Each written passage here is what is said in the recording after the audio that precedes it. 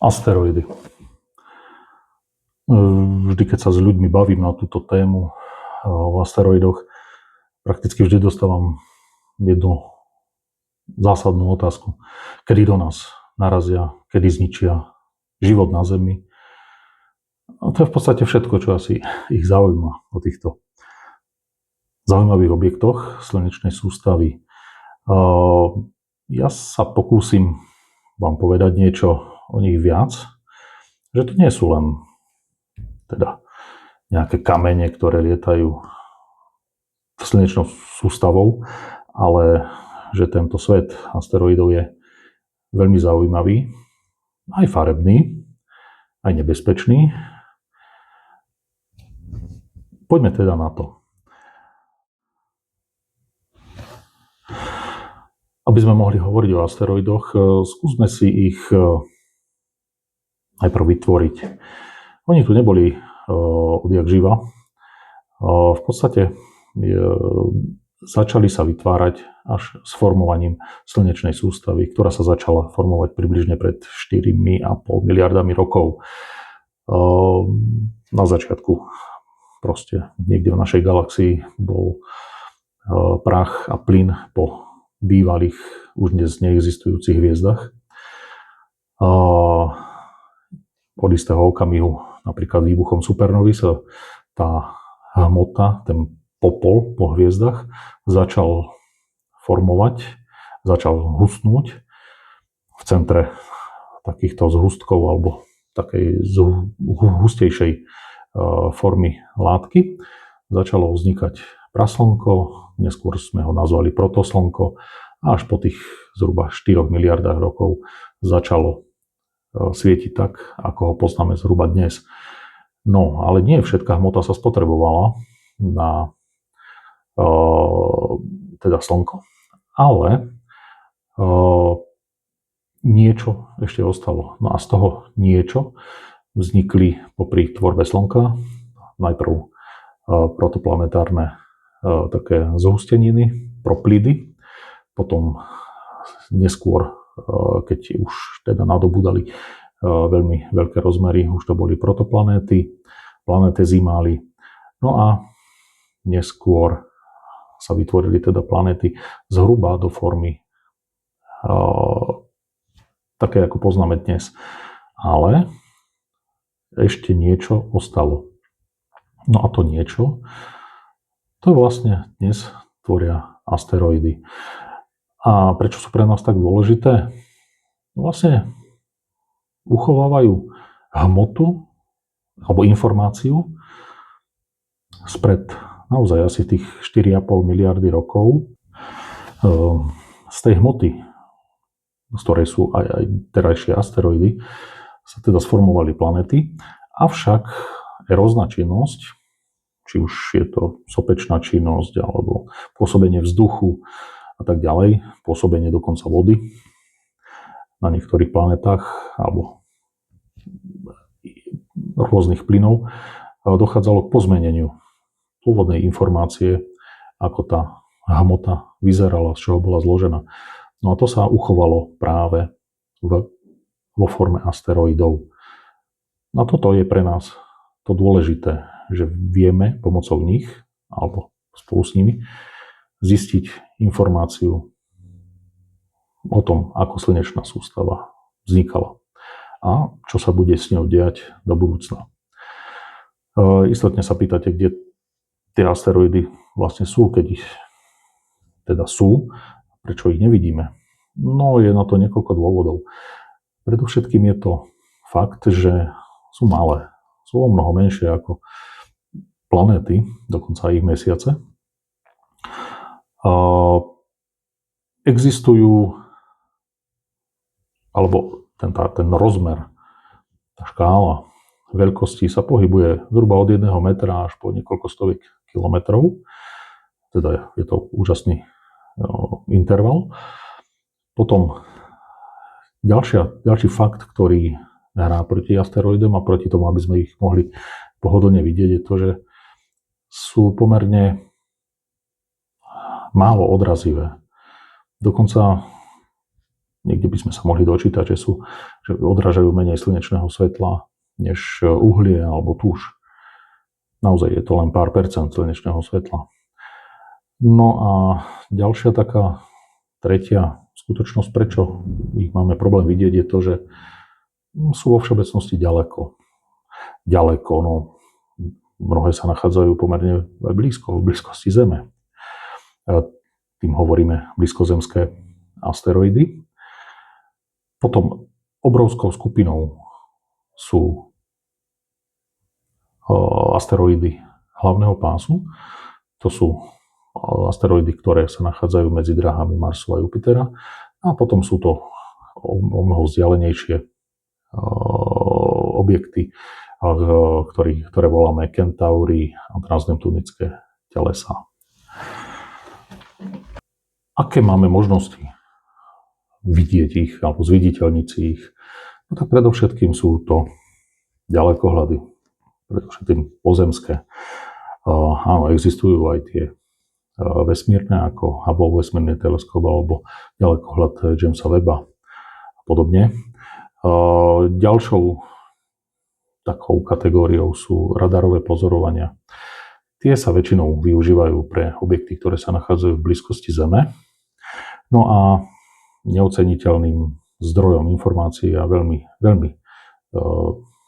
tak povediac, veľmi ceneným sú informácie z kozmických sond, napríklad sonda NIR, alebo Stardust, alebo Rosetta.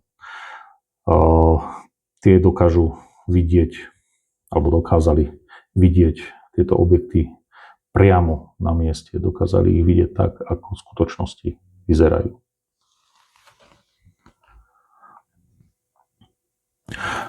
Tu máme možnosť vidieť taký klasický prípad pohybu asteroidu počas noci, keď pozorujeme napríklad našim ďalekohľadom na skalnatom plese.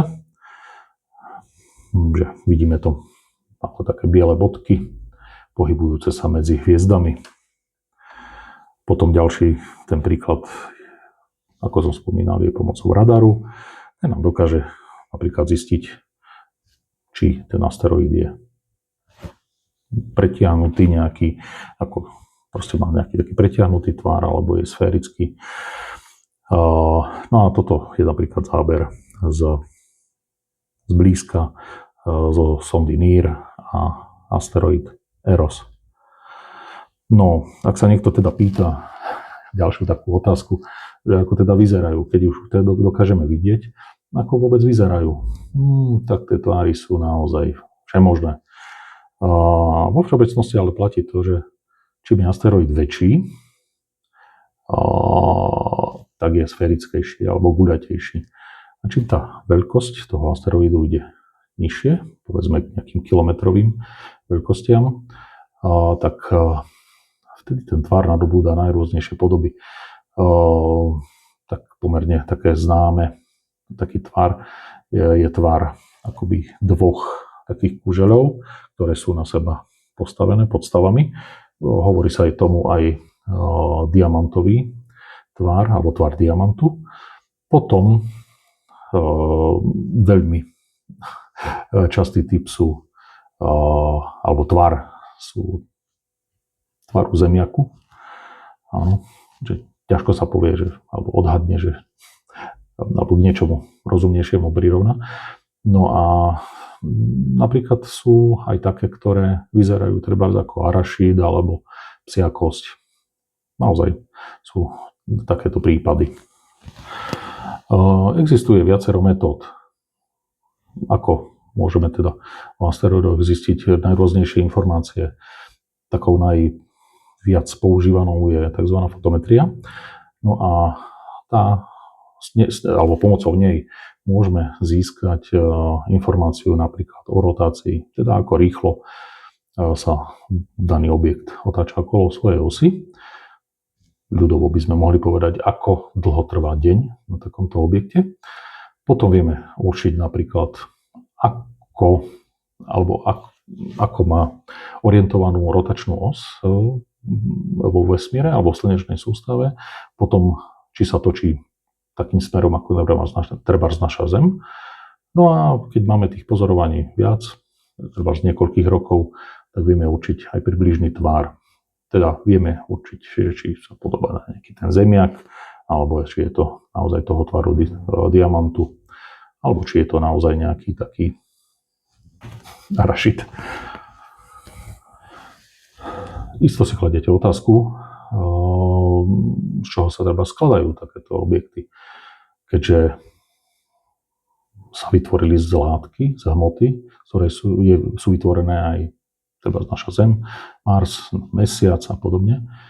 No tak áno, asteroidy obsahujú vo svojich vnútrach alebo vo svojom objeme všemožné látky. Vo všeobecnosti ich delíme na také 3 hlavné skupiny, že sú to asteroidy kremičité alebo kremičitano-železité. Potom, keď je toho železa pomerne málo, tak je tam zase väčšie zastúpenie uhlíka. No a potom takou treťou a veľmi cenenou alebo cennou skupinou sú železné asteroidy. Často sa ľudia takisto pýtajú, že ako sú ťažké. No tak tie hmotnosti áno, bývajú oveľa alebo o niečo väčšie, než sú teda pozemské kamene. A to je vďaka vyššiemu obsahu železa, niklu a iných kovových prvkov. Ak hovoríme, alebo ak sa zaujímame o väčšie telesa, tak tie sú zložené z menších takých fragmentov, z menších telies. Hovoríme im aj zlepence. A mnohokrát samotné to teleso je veľmi porézne. Je dokonca, dá sa povedať, že by trošku pripomínalo niečo ako špongiu. Vo vnútri sú naozaj prázdne priestory. Že to samotné teleso, aj keď na prvý pohľad by pôsobilo mohutne a ťažko, v skutočnosti má veľmi nízku hustotu.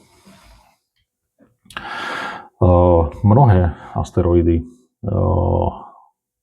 dnes ich poznáme už vyše 1,5 milióna, nesie pomenovania. Napríklad mnohé z nich nesú aj mená slovenských vedcov, známych ľudí, pohoria a podobne. No, tá zásadná otázka, prečo chceme o nich vedieť čo najviac?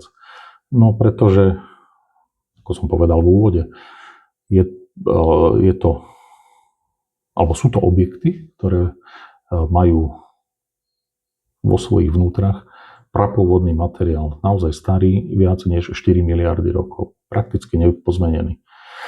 To nám môže dať odpoveď na otázku, ako a z čoho sa formovala slnečná sústava. Je s veľkou pravdepodobnosťou asteroidy formovali našu Zem, nielen jej povrch, ale aj tzv. Biosféru. S veľkou pravdepodobnosťou spolu s kometami priniesli vodu, takú aj, ktorú dnes pijeme. No a zaujímavosťou je to, že medzi asteroidmi nachádzame aj také zvláštnosti, ktoré napríklad jednou z nich je to, že veľa z nich, viac než 15%, sú v nejakom systéme. To znamená, že sú to minimálne 2 asteroidy, ktoré rotujú. Je proste jedno teleso okolo druhého, okolo spoločného ťažiska. Vtedy im hovoríme binárne planetky alebo binárne asteroidy. Pozorovania ukazujú, že existujú aj objekty, ktoré sú nielen 2, ale dokonca 3. Čiže je to taký malý systém podobný slnečnej sústave. V budúcnosti sa s asteroidmi počíta ako s veľkou zásobárňou nerastných surovín. Už som to spomenul, že mnohé z nich obsahujú železo alebo nikel, chróm. No a ak sa naozaj podarí nájsť spôsob, nejakú tú metódu, ako nejakým efektívnym a optimalizovaným spôsobom dolovať tieto materiály, tak budeme mať vystarané naozaj na mnoho storočí dopredu.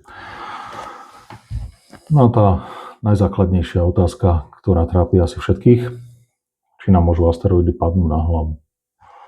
No tá otázka neznie, že či áno alebo nie, ale kedy. Poznáme už niekoľko kandidátov, ktoré sa v minulosti pokúšali byť tzv. Impaktormi Zeme, ale pozorovania ukázali, že sa nimi nestali. Napriek tomu na našu Zem dopadá nezanedbateľné množstvo kozmického materiálu, medzi nimi aj malé asteroidy nejakých metrových rozmerov. Pokiaľ viem, známych je 11 asteroidov, ktoré už dopadli na Zem a chvála Bohu nespôsobili žiadne nejaké veľké škody. Možno si pamätáte na asteroid alebo meteor alebo úkaz impaktu Čeliabinského meteóru v roku 2013.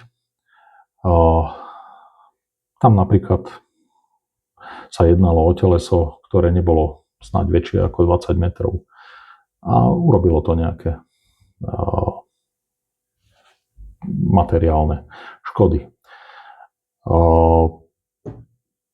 Ak by teleso s väčšou hmotnosťou alebo veľkosťou mierilo teda na Slovensko, povedzme veľkosť 100 metrov, tak v podstate by sme sa museli rozlúčiť s nejakým väčším mestom, Bratislava, Žilina, Prešov.